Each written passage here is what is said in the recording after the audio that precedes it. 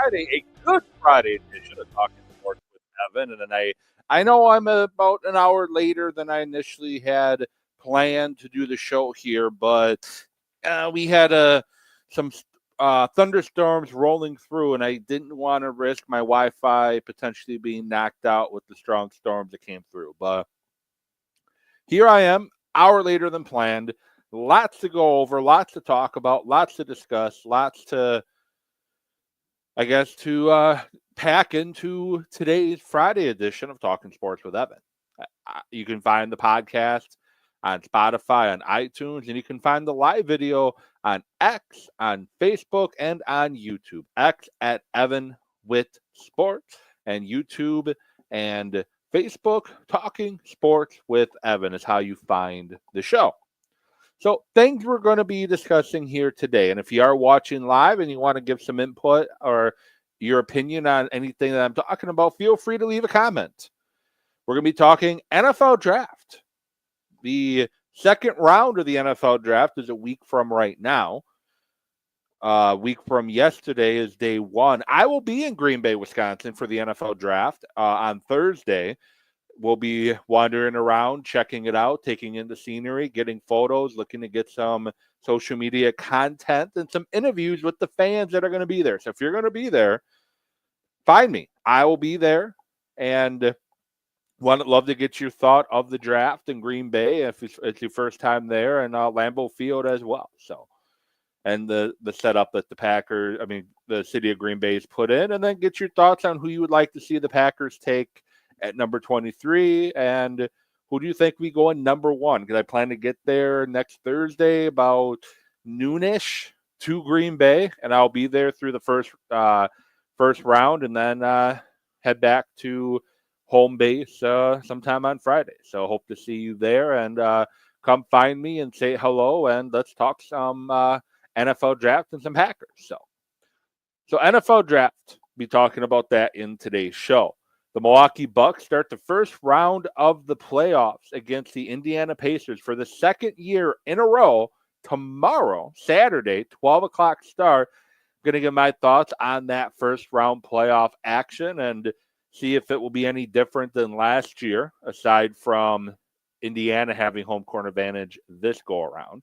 Milwaukee Brewers, another week into the season, and give my thoughts on where that team is right now. And WrestleMania, the biggest show of the year that WWE puts on, is this weekend in Las Vegas, Nevada. And I'm going to give my thoughts and predictions on what I think is going to happen at WrestleMania. So, like I said, lots to discuss, lots to go over, and going to be a fun show. And if you're watching live, on X, you're watching live on Facebook or YouTube, feel free to leave a comment and let me know your thoughts on anything that I'm saying. And if you are an NFL draft person, if you like the NFL draft, if you're a sports fan, of course, why you'd be watching this. But I should say, if you're a sports fan other than the Packers, let me know who your team is and who you want your team to draft. And if you're a Packer fan, let me know who you want the Packers to take in round number one. So, with that said, I'm going to start off with the NFL draft. And I just published a article yesterday on my Substack, Sports Thoughts from Evan. I do articles every now and then. My Substack site is mostly podcasts, but I do articles here and there. And typically it's around the NFL season. Around the NFL draft season when I do a new article. I did try a couple seasons ago, 32 Thoughts, where I gave my thought on I gave a thought on each game that was played or each team from each week of the regular season. Just wasn't able to continue that. But I named my Packers top five guys who I want to see the Packers leave Thursday with the 23rd pick in the NFL draft. And I'm going to kind of summarize this really quick, go through my top five, give you my why, but you can find the article, Sports Thoughts from Evan.substack.com, and you can find it there. But my number one guy on my list that if the Packers walked away with on Thursday with is Derek Harmon, defensive tackle out of Oregon. Athletic big man, good lateral speed, good get off from the line of scrimmage. Didn't miss a game over his final 3 college seasons. So very durable. And the Packers need to generate a pass rush. They struggled to generate a consistent pass rush last season. I know you're going to say, but they were top 10 in total sacks in the 2024 season. But most of those sacks happened in a span of like 3 or 4 games. Tennessee, Indianapolis, New Orleans, those were most of the sacks the Packers had came from. Derek Harmon's going to get them interior pressure. He's going to get a guy who can get off blocks and put pressure on the quarterback almost immediately and make a quarterback uncomfortable. I like a rush up the middle. Kenny Clark didn't do it last season. Devontae Wyatt didn't do it enough before and after injury. And I think Derek Harmon, especially with Devontae Wyatt, going to be a free agent potentially after the 2025 season. I think Harmon would be a great replacement there. Now, Harmon does have some issues or some concerns, and he doesn't finish. He struggled finishing in Oregon, and he has a very high missed tackle rate. Concerning, but not something that's going to prevent me from pounding the table for Derek Harmon. I think he would be a great addition to the team. And as I mentioned, he'll give the Packers something in the middle that they've been lacking. And him and Kenny Clark combination in the middle would be great to have. He's 6'4", 313. His 10-yard split was a 1.74. Good hands, long arms. And he's just soon to be 22. And he kind of fits the Packers threshold when it comes to RAS scoring as well. Next guy on my list, and you're going to see a theme here early on, pretty quickly here on my list. The next guy on my list is defensive end out of Marshall, Mike Green. Mike Green is a guy that I'm really high on, very productive college player, had 17 sacks in the 2024 season. Yes, I get the competition is a little concerning because he was at Marshall. He transferred there from Virginia, but it's still impressive numbers. Good bend, good speed, acceleration off the edge. He does lack elite body length, and yes, there's some off-the-field issues that have arisen. But if that is behind him, the Packers will be bringing a pass rusher with potential elite pass rushing skills to that defensive line. He's 6'3", 251, another 21, soon to be 22-year-old. And he would give the Packers a nice explosiveness off the edge there. I mentioned there's a theme. There is a theme here on what I am looking at for the Packers and what I think they need to do to really become a true contender in the NFC, let alone a Super Bowl contender. And the next guy on my list from Boston College, Donovan Izaraku. Izaraku. Hopefully I didn't say it too bad. But he's another productive college player. He had 16 and a half sacks his senior year at Boston College. He had 8.5 sacks in 2022. Production dipped a little bit in 2023, but he had 2 very, very good years, 20 and a half tackles for loss. He had 6.5 tackles for loss in 2023, where it dipped to 2. 14 and a half tackles for loss in 2022. He was the consensus All-American, the Ted Hendricks Award winner, ACC Defensive Player of the Year, first team All-ACC, and he led the ACC in sacks and tackles for loss. He is a guy who has very long arms, freakishly long arms. He 6'3", 248, so he does lack some elite size there, but he has, like I said, very long arms, does need to develop some strength to better match up against NFL linemen, but he has a great spin move, and he's got the ability to knock hands off of him and not allow linemen to get into his body, and he already knows the defensive scheme of Jeff Hafley. He played under Jeff Hafley at Boston College for a couple years before Jeff Hafley went to Green Bay to be the defensive coordinator. So he's a guy who knows what Jeff Hafley wants to do. And the next guy on my list, I'm switching to the defensive backfield, Will Johnson from Michigan. He's a guy that I've really grown to love in the draft this year. There are some concerns over his health. He had a toe issue this most recent season. I think tweaked the hamstring getting ready for the draft. He's had some injury concerns. But here's the thing. I know you brought in Hobbs. I know you have Keyshawn Nixon. I know you have Carrington Valentine. But you lost 3 defensive backs in free agency this year. And he's a guy that will definitely add some talent to that room. He's a bigger corner. He's 6'1", 194. Problem with him, we don't really know a lot of his testing because he has been hurt. But he was a productive player in college. He brings good size, good athleticism along with that production. Had 3 interceptions and 19 breakups in 3 seasons at Michigan. As I mentioned, some injury issues with him, but I think he would be another guy to really add to the defensive backfield room and bring some elite talent. And that's really what I want to see. Correction, my article had a typo. He had 9 interceptions in 3 seasons while at Michigan. So I have to fix that typo in my article. And again, he had great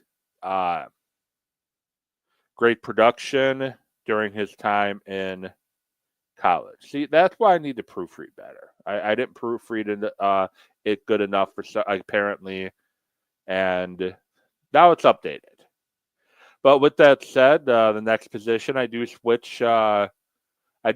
Positions here. I switch to the offensive side of the ball with my next person who I want the Packers to take, who I would be happy if the Packers took, I guess I should say, and that is from Arizona, Tetsuaru or T-Mac McMillan. T-Mac McMillan, raised in Hawaii, big wide receiver, 6'4", 213, productive. He, during his time in college, had 213 receptions for 3,423 yards and 26 receiving touchdowns. And he's a big-framed guy. He can get the ball, very big catch radius, I guess I should say. And I like him because of his size, and Packers general manager seems to be very high on him, and he tends to go with type of receivers the Packers like. He's a good blocker, and he's somebody that you can depend on to block down the field. So, concern, ran a simple route tree in college, so it's going to be probably some adjustment to get used to running a full NFL route tree. But he had 4.53 40, 1.58 10-yard split, 10-inch hands, 78 and 1/8 wingspan, and he's a guy that can definitely help the offense this season. And there's 2 receivers I had to pick from, and I picked on McMillan, but the other one I liked is from Ohio State, Emeka Egbuka. The all-time leading receiver, I believe, in Penn State history. He has 205 receptions for 2,800 yards, had 81 catches for 1,011 yards last year. 2022, 74 for 1,151.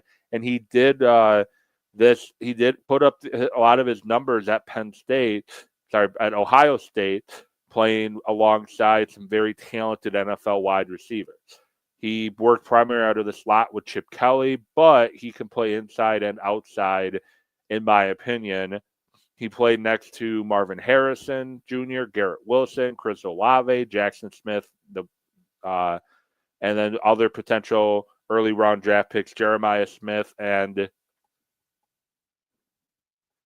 Carnell Tate. So you see what he did.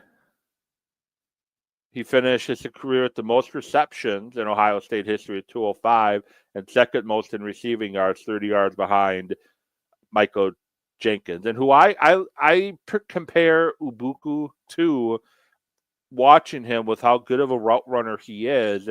And I'm not saying he is going to be Jefferson, but Jefferson in Minnesota. Jefferson lasted until, with similar size and similar agility scores and all that, Jefferson lasted to, the 20s, got drafted by Minnesota, and he's been one of the top receivers in football ever since. He's a 4.48 40. Hands could be a little bit bigger, but I think he would be a great addition to the Green Bay Packers and give the Packers a wide receiver that they could definitely benefit from. And some names to keep an eye on if you're Packer fans outside of the 5 that I just mentioned. Defensive end Shamir Stewart from Texas A&M is a name that's been thrown around in a lot of mock drafts, most recently Mel Kiper Jr. to Green Bay. I have some concerns on Stewart due to lack of production in college, but overall, I think Stewart would be a good addition to the defensive rotation. He RAS score was a 10. I honestly don't think he's going to be around by 23. He's a guy that if the Packers really do want to draft, they're going to have to move up to get. I think he'll be a top 10, top 15 pick because of his athletic testing. Other guys, Makeel Williams out of Georgia, 6'5", 267, just 20 years old, currently 15 on the big board, consensus big board, and he's another defensive end, not a finished product, but a good football player, and has potential to be a game-wrecking force, according to Packers Wire, in regards to talking about Williams. Kenneth Grant, another defensive tackle, this time one from Michigan, 6'3", 330, 24th on the big board, and he's a dominant run stopper and the Packers are going to need to replace TJ Slayton as that run stopper, and he's a guy that's going to be a good nose tackle and potentially might be able to show Kenny Clark the door if he develops the way he could. Maxwell Harrison, Kentucky defensive back, 5'11", 183, but recently weighed in at 194, so that was kind of the concern with the Packers potentially drafting him, but weighing in at 194 definitely could help the Packers a little bit.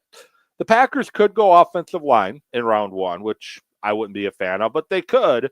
And if they do, Kelvin Banks Jr., offensive lineman out of Texas, 6'5", 313, 3-year starter at left tackle, can play inside or outside at the next level. And I guess with Jordan Morgan and him and Banks, who they just signed, it'd be confusing. I guess the question would be, where is he going to play? You're basically going to redshirt him for his rookie year. Other guys, Walter Nolan from Ole Miss, another defensive tackle, 6'3", 300, explosive interior disruptor, has traits to be a dominant 3 technique at the NFL level. He can be similar to Devontae Wyatt, but as I mentioned before, Devontae Wyatt is a free agent at the end of 2025, and then you may not have to spend money to re-sign him, and you can spend that money elsewhere. Matthew Golden out of Texas, 5'11", 191, guy who ran a very fast 40 time, a 4.29 40 is Matthew Golden. But I've seen him mention the Green Bay quite a bit, but here's my biggest concern with Matthew Golden. Is he just a track athlete?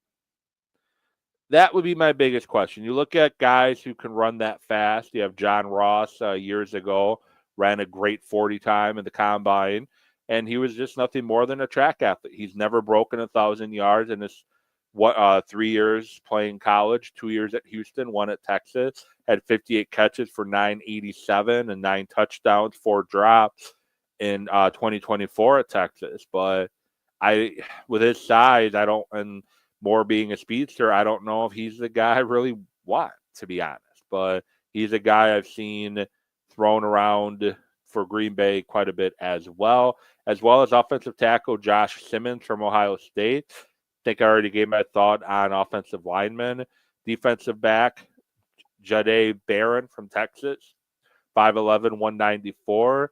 He's more of a slot guy. If you draft him, he's another guy that can play in the slot. So now you have Nate Hobbs and him and Keyshawn Nixon will probably be playing more outside now, especially with what might happen with Jair Alexander. Nobody really knows yet. And then Jaden Higgins, wide receiver from Iowa State. 6'4", 214, big, reliable receiver, can play the X, can play in the slot, never really drops the football, and he checks the boxes for the Packers at the wide receiver. Big, athletic, and productive. Those are some names to keep an eye on potentially for the Green Bay Packers at number 23. Now, what I think is going to end up happening is the Packers are going to trade back potentially out of the first round, which I know would piss off a lot of people if they do that because it's in Green Bay. They want to see the Packers take a guy in the first round, and it might be very disappointing to the Packer fans. But at the end of the day, I wouldn't put it past the GM of the Packers to potentially make that trade to get it back out of round number 1 and accumulate more picks. Because we all know he wants to, he said it before, he wants to accumulate more picks. He wants to get more draft picks. I think they only have 7 or 8, and Goody loves his draft picks. So that's it on NFL Draft Talk. I will give a prediction on who I think for sure they'll take, but my top 5 you can find on my Substack, Sports Thoughts from Evan on Substack. You can find that article there. Appreciate you all, and make sure to follow Talking Sports with Evan YouTube and Facebook page for some NFL Draft live at the draft content that will be published starting next week when I'm up in Green Bay, getting some content for the draft. So moving on.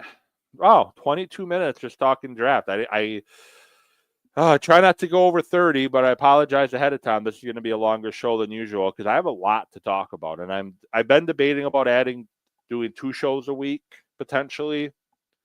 So post draft, especially as we get closer to the NFL season, I might break it into 2 shows a week. But right now, going to be longer than the 30 I try to shoot for. The Milwaukee Bucks, for the second year in a row, are taking on the Indiana Pacers in the first round of the playoffs.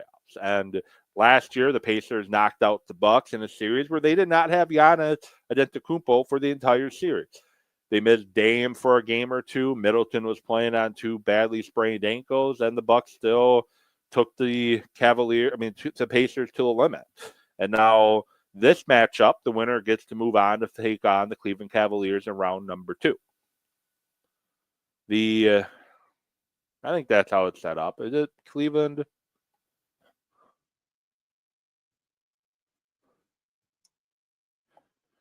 I'm pretty positive it is Cleveland. They're playing in the second round. So let me just verify that or fact check it.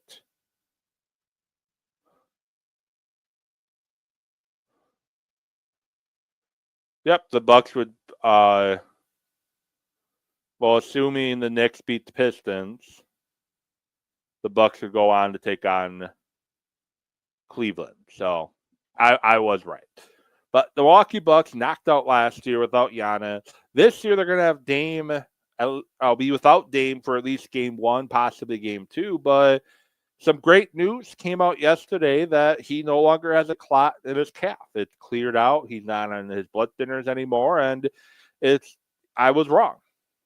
I know I'm wrong a lot. A couple people, if you ask them, I'm wrong all the time. But I'm wrong a lot, and I was wrong on Dame. I just didn't think that with how little time was left before the playoffs that we would be able to see Dame Lillard back in time for the playoffs. But, hey, I was wrong.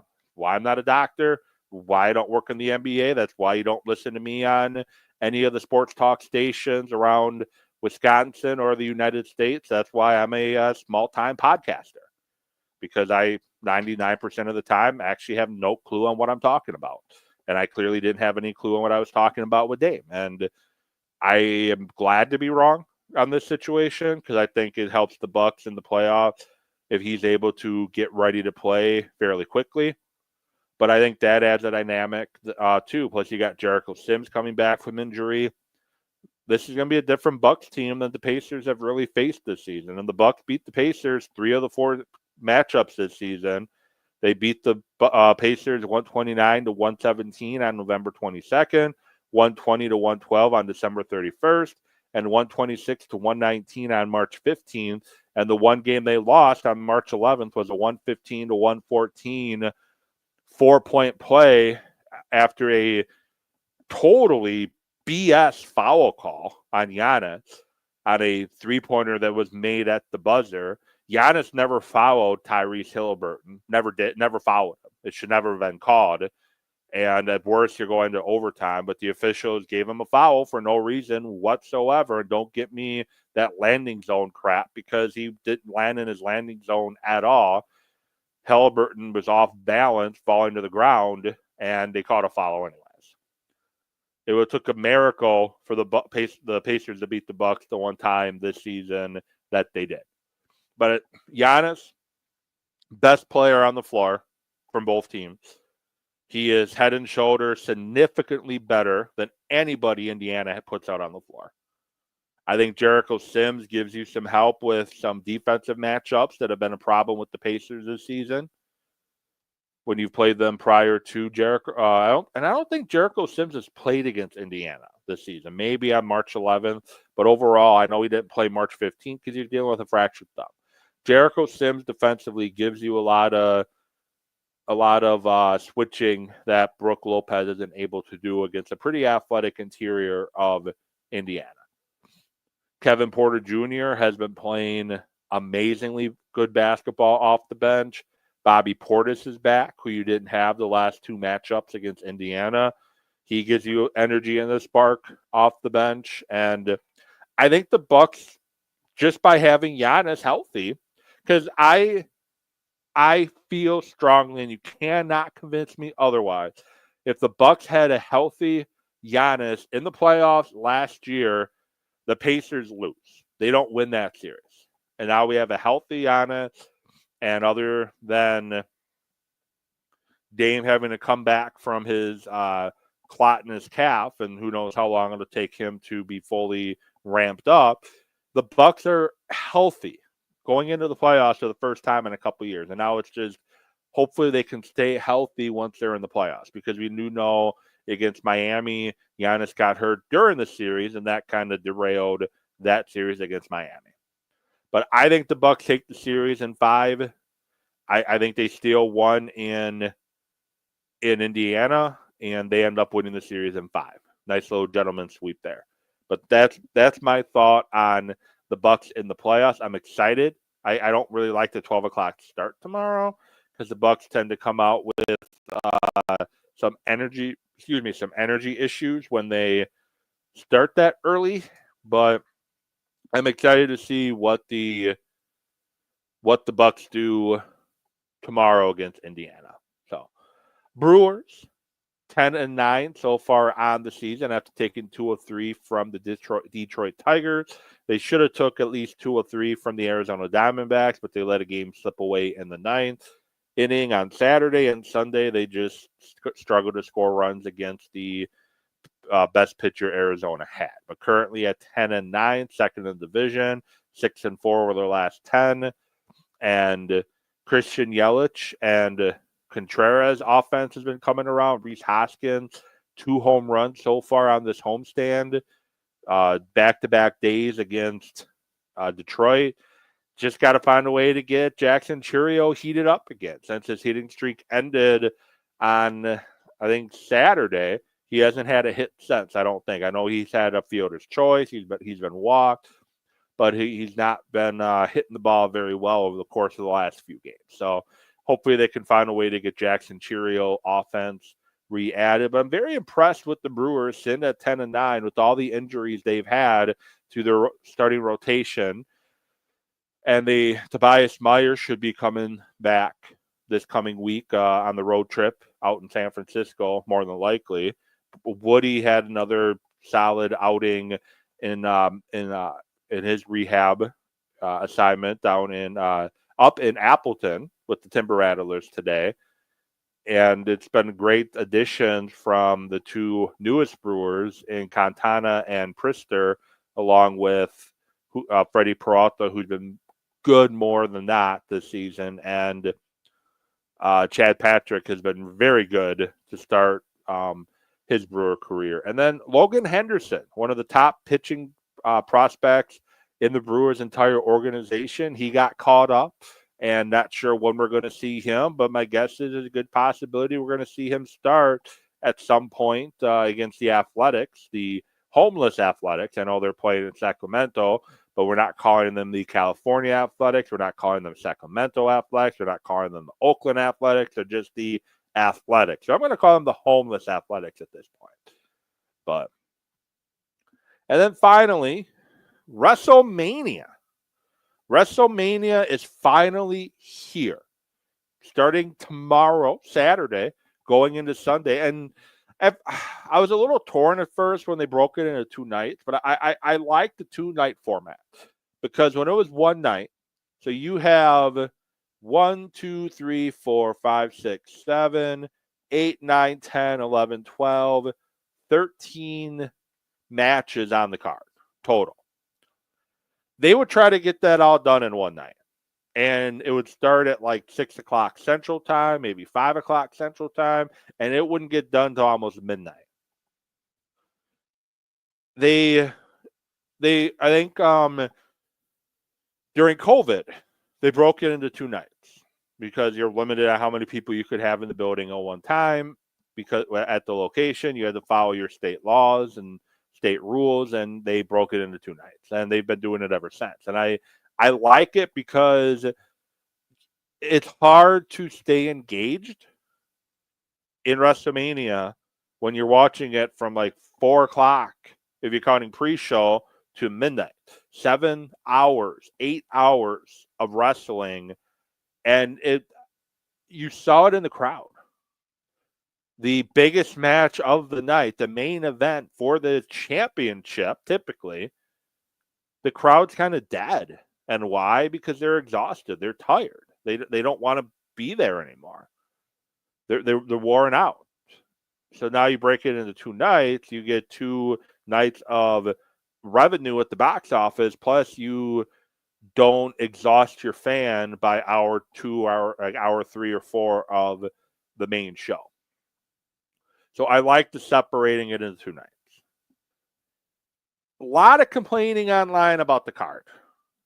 Jey Uso, I've seen people mad about that he's taking on Gunther for the championship.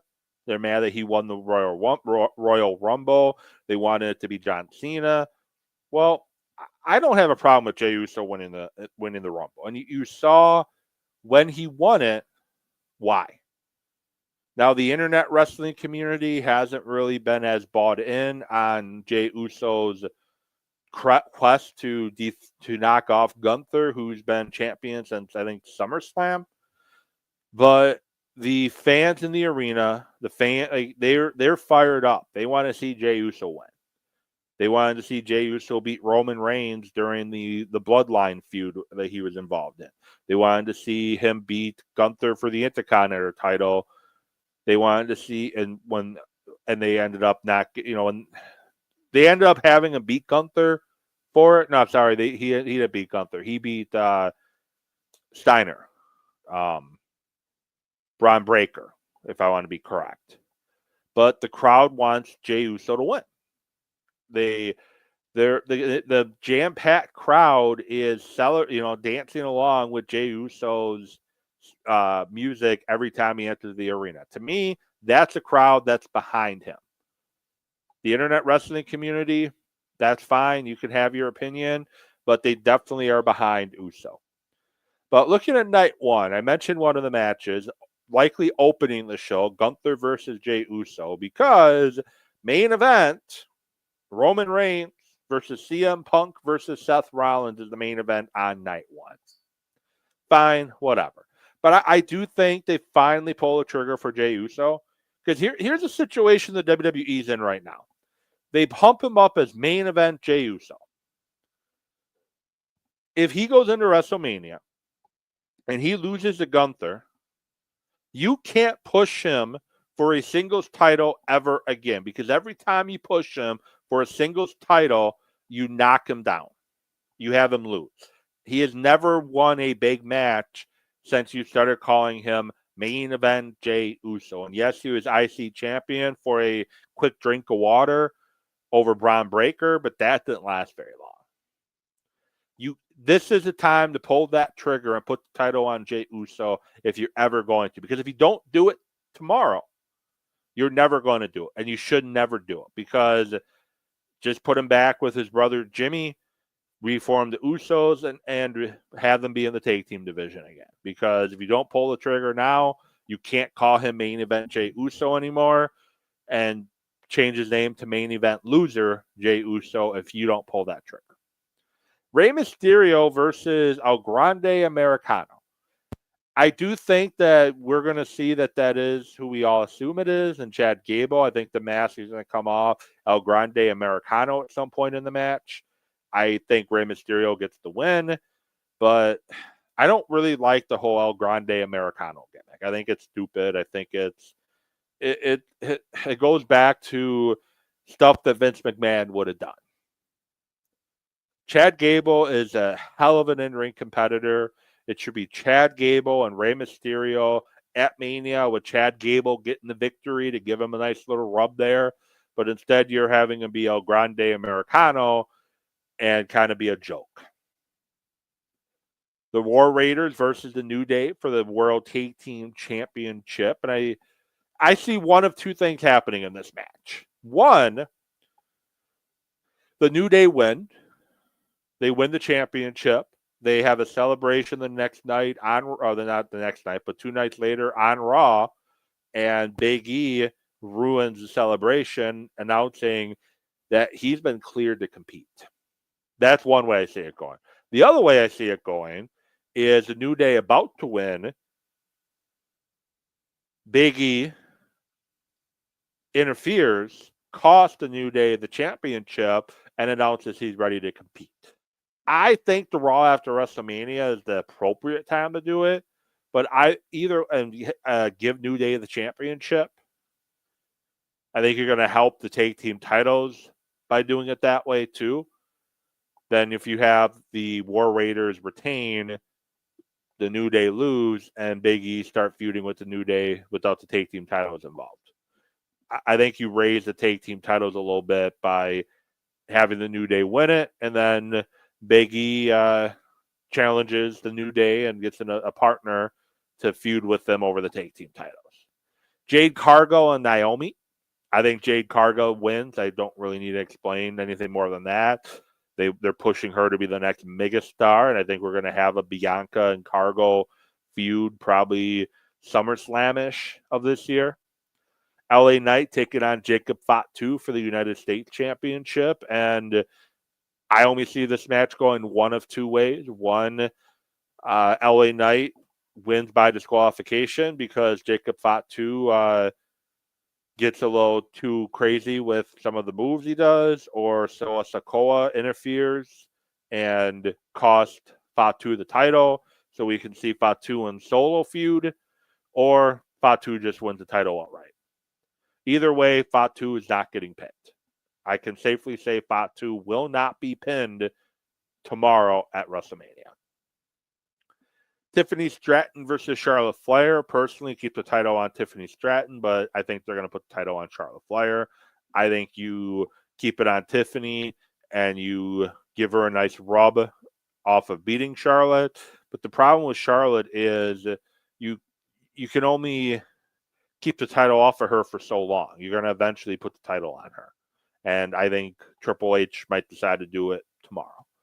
CM Punk, Roman Reigns, and Seth Rollins in a triple threat match. I think that's going to probably be the match of the night. I am excited for this match, excited to see how it ends. And if I had to make a prediction right now, I think Seth Rollins is taking the pinfall. How? Well, I can't really say for sure, but I think Roman Reigns ends up getting the victory. And Seth is the one that he ends up pinning. I think Heyman ends up costing CM Punk. And he realigns with the Tribal Chief Roman Reigns. Night 2, triple threat match for the Women's World Championship. Io Sky versus Bianca versus Rhea Ripley. Unfortunately for Io Sky, there is literally one and only one reason why she's in the match as a champion. To take the pinfall from either Bianca or Rhea. Io's not winning. She's only there because they don't want Bianca to pin Rhea and they don't want Rhea to pin Bianca. So how do we avoid them from pinning one another? We make it a triple threat match and we put Io Scott and put the title on somebody else.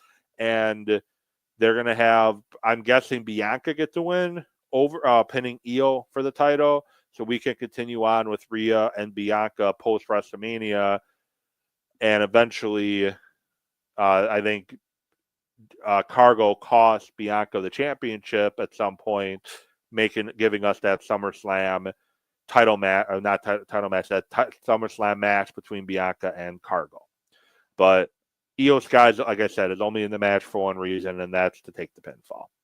AJ Styles versus Logan Paul. I hate to say it, but I think they have to give Logan Paul the win. If they want Logan Paul to develop into what they think he's going to be, they got to give Logan Paul the win. They can't keep having Logan Paul fall in these type of matches. And I think Logan Paul gets the win.